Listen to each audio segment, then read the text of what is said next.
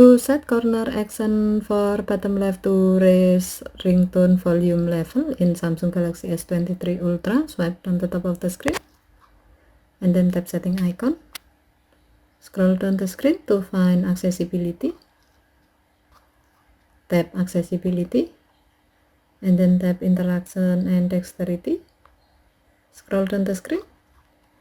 Under mouse and physical keyboard section, tap auto action after pointer stop. Under corner action section, tap bottom left. And then tap the gray on offset next to ringtone volume up to enable this option.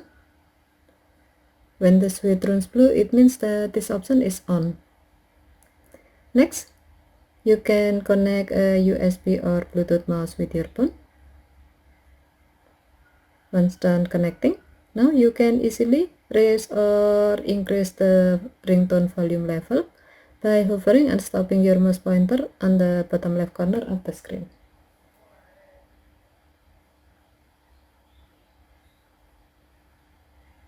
Okay, thank you for watching. Have a nice day.